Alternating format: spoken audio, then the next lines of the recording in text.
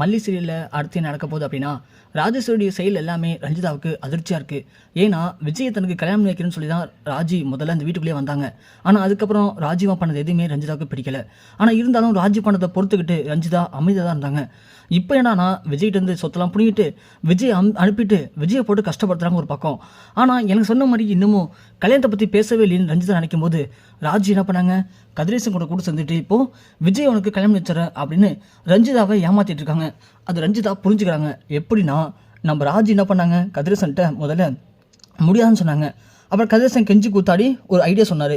அந்த ஐடியா படி ராஜு ஒன்று மல்லியை கூப்பிட்டு, நீ இது மாதிரி விஜய் விட்டு பிரிஞ்சு போயிடு, விஜய் விட்டு பிரிஞ்சு போயிட்டு அப்படின்னா நான் விஜய் சும்மா விட்டுறேன் அப்படின்னு சொன்னாங்க. மல்லி கண்டிப்பாக விஜய் விட்டு பிரிஞ்சு போயிடுவா. அதுக்கப்புறம் ராஜி சொன்ன மாதிரி ரஞ்சிதாவுக்கும் விஜய்க்கும் கல்யாணம் ஆகும் அப்படின்னு நம்ம ரஞ்சி நினச்சாங்க. ஆனால் அதுக்கு இடையில ராஜி என்ன பண்ணாங்க, ரஞ்சிதாவுக்கே தெரியாமல் கதிரேசன் வர சொல்லி ஒரு முக்கியமான டீல் உங்கள்கிட்ட இருக்கு இல்லையா, அந்த டீல் எனக்கு முடிச்சு கொடுங்க, நான் நீங்கள் சொன்ன செய்கிறேன்னு சொல்லி ஒரு டீலுக்காக இப்போ கதிரேசன் கிட்ட விஜயை ஜெயிலுக்கு அனுப்புறதை பற்றி பேசுகிறாங்க நம்ம ராஜி. இதெல்லாம் பார்த்தோன்னே ரஞ்சிதாவுக்கு டவுட் வருது. அப்போது ராஜிமா எல்லாமே பிளான் பண்ணி தான் பண்ணுறாங்க. ராஜிமா பொறுத்த வரைக்கும் பணம் மட்டும் தான் முக்கியம் நினைக்கிறாங்க.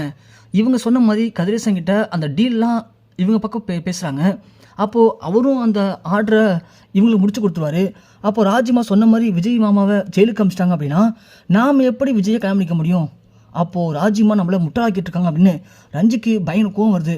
இப்போ என்ன பண்ணுன்னு தெரியாமல் நம்ம ரஞ்சிதா யோசிச்சுக்கிட்டே அப்படியே கோயிலுக்கு போகலான்னு வெளில வராங்க. வெளில வந்த கேப்பில் நம்ம அன்னப்பொன்னி மல்லி 2 பேரும் கோயிலுக்கு வந்திருக்காங்க. அங்கே ரஞ்சியும் பார்க்குறாங்க. ரஞ்சியை பார்த்த அன்னப்பொன்னி ரஞ்சிட்ட போய் பேசுகிறாங்க. ரஞ்சி நில்லு, உனக்கு என்ன பைத்தியம் பிடிச்சிருக்கா? அந்த ராஜி நேற்று அவள் தான் விஜயை புரிஞ்சுக்காம பேசிகிட்டு இருக்கா. நீ இதே வீட்டில் தான் இருந்த. உன் மாமனுக்கு முதல் கல்யாணம் நடக்கும்போது கூட நீ அங்கே தான் இருந்திருக்க. உன் மாமாவை கொண்டா அந்த ரெணுக்காவை எப்படி கொஞ்சம் கூட மனசாட்சி இல்லாமல் உன் மாமாவுக்கு எதிராக சாட்சி சொல்ல போறியா நீனு? ஏன்டி இப்பெல்லாம் பண்ணுற அப்படின்னு அன்னப்பொன்னி கேள்வி கேட்குறாங்க. மல்லி ஒன்னே அதான் பெரியம்மா எனக்கும் தெரில, ஆனால் ரஞ்சி இப்படி பண்ணுவோன்னு சொல்லி எதிர்பார்க்கவே இல்லை அப்படின்னு சொல்ல ரஞ்சி ஒன்று யோசிக்கிறாங்க. என்ன இது இவங்க பாட்டு இப்படி பேசிட்டு இருக்காங்களே அப்படின்னு. ஏற்கனவே ரஞ்சிதா குழப்பத்தில் தான் கோயிலுக்கு வந்திருக்காங்க. மல்லி சொல்கிறாங்க, இல்லைம்மா இவன் என்ன பண்ணிட்டானா, ராஜி சொல்லியிருப்பா நான் இந்த மாதிரி கோர்ட்டு நம்ம போகிறேன்னு சொல்லி மல்லி மிரட்டுறேன், மல்லி டிவோர்ஸ் வாங்கிட்டு போயிடுவா, அதுக்கப்புறம் உனக்கு நான் நம்ம விஜய் கிளம்பி வைக்கிறேன்னு ராஜி சொல்லியிருப்பா. அதனால் இவரும் ஓகேன்னு சொல்கிறா. ஆனால் இவ ஒரு முட்டாளுங்கிறத ராஜி நல்லா புரிஞ்சுக்கிட்டா. ஏன்னா இவ போய் கோர்ட்டில் சாட்சி சொன்னால் விஜய் அப்புறம் எப்படி வெளியே இருக்க முடியும்? விஜய் உள்ளே போயிடுவான். விஜய் நிரந்தரமாக உள்ளே போயிடுவார். அப்புறம் யார் நடத்தாலும் சரி ரஞ்சிதாவுக்கு விஜய் கூட கல்யாணம் நடத்துறதுக்கு வாய்ப்பே இல்லை. அதுவும் விஜய் மாமாவுக்கு தெரியாதா ரஞ்சிதா சாட்சி சொல்கிறானே? ஏன் ரஞ்சிதா கொஞ்சம் யோசிக்க மாட்டேன்னு? நீ சாட்சி சொல்லி விஜய் மாமா உள்ளே போனான்னா அப்புறம் அவருக்கு முதல் எதிரி நீ தானே. அப்படி இருக்கும்போது எந்த ஜென்மத்திலும் ஏற்றுப்பார் அவர் மனைவியா சொல்லு அப்படின்னு சொல்ல ரஞ்சிதாவுக்கு இங்கே மனசுக்குள்ளே இன்னும் ஏற்பட குழப்பம் போகுது. ரஞ்சிதாவில் பேசவே முடியல.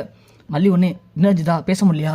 இங்கே பாரு, திரும்பவும் சொல்கிறேன், நீ ராஜி பேச்சை கேட்டுக்கிட்டு ராஜி சொல்கிற எல்லாத்தையும் செஞ்சனா கடைசியில் ராஜி எல்லா சுத்தையும் எடுத்துக்கிட்டு அவப்பாட்டுக்கு சைலண்டாக கனடா கிளம்பி போயிடுவா. நீ தான் பலிக்கிடவா மாட்டிப்ப. ஸோ நல்லா யோசிச்சுக்கோ, ராஜி பேச்சு கேட்கணுமா வேணாம்னு சொல்லிட்டு.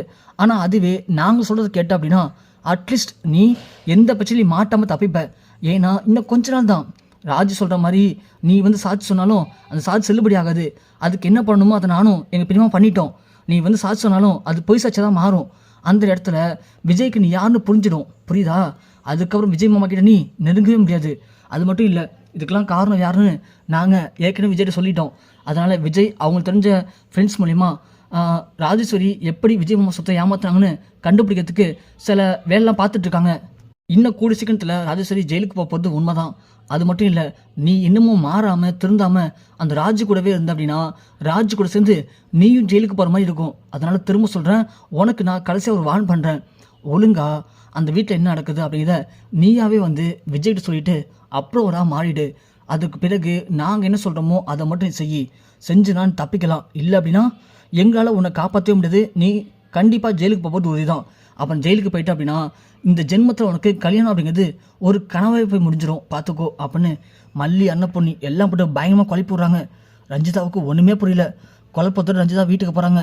வீட்டுக்கு போய் பார்த்தா இங்கே ராஜேஸ்வரி யார்கிட்டையும் ஃபோனில் பேசிகிட்டு இருக்காங்க.